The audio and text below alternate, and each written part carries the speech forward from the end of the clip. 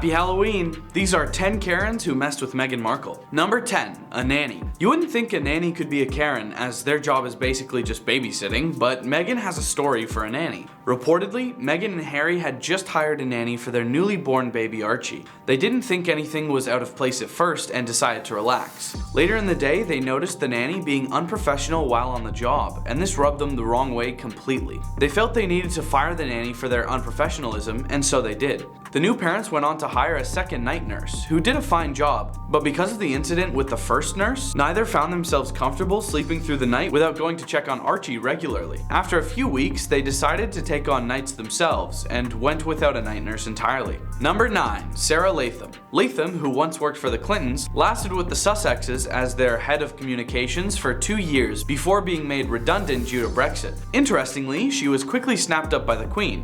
She now advises the Queen's private office on special projects, according to the Telegraph. It seems Sarah Latham found a way to get far away from Meghan Markle, and in a completely Karen move, she ditches the two and gets a better position working directly with the Queen. I can only assume she's talking to everyone in the new office about Meghan and Harry, spreading rumors with everyone there about the couple. Number 8. Victoria Mather. Mather was a cheeky and disrespectful guest on MSNBC. Journalist Victoria Mather was invited to be interviewed from NBC's London bureau for a morning interview about the British royal family. More specifically, the conversation was about the Duchess of Sussex and Prince Harry's return to the UK after their decision to step back from their royal duties.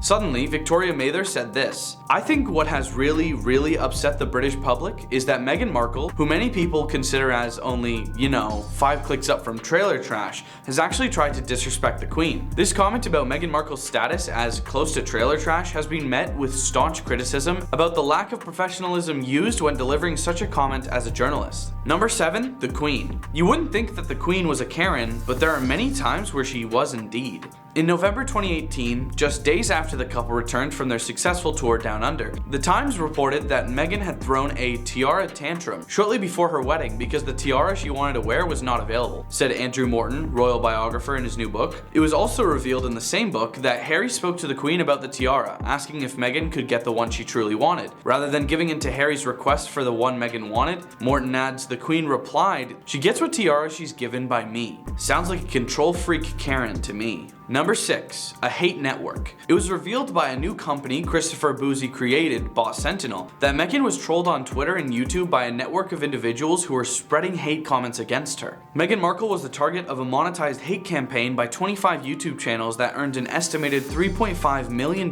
from ad revenue, according to Bot Sentinel. The 3 most successful YouTube accounts trolling the Duchess of Sussex have earned around $494,729 over the duration of their existence. The network of trolls actively bullied Meghan on YouTube and got paid to do so. These Karens should be kicked off the platforms, in my opinion. Number 5. Mail Online and the Daily Star. These 2 newspaper companies were responsible for the UK's first tabloids on Meghan and Harry's relationship. The first reports, however, were extremely uncalled for and definitely racially motivated. When British newspapers first broke the news of Prince Harry's relationship with Meghan, the Duchess of Sussex, one Mail Online headline declared that she was almost straight out of Compton. Around the same time, the Daily Star ran a headline asking whether Harry would marry into gangster royalty. The first round of headlines back in 2016 played on harmful stereotypes and helped set the tone for how parts of the UK media, and especially its tabloid newspapers, would treat this newcomer to the royal family, who stood out in one very obvious way: her race.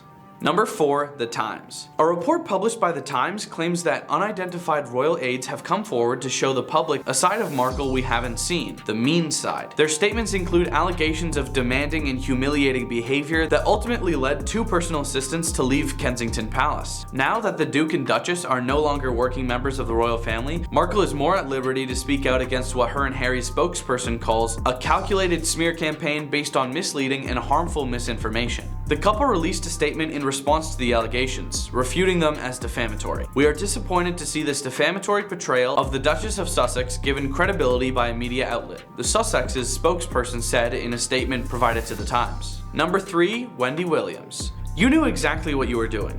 Please don't try to garner sympathy from us. You knew what you were doing. By the way, your friend is a hater, and so whoever told you that, if someone in fact told you that, she needs to be dismissed, said Wendy on her talk show. She goes on a Karen tantrum, and Williams then throws some shade at the retired actress. "They weren't following you when you were on Suits," she said.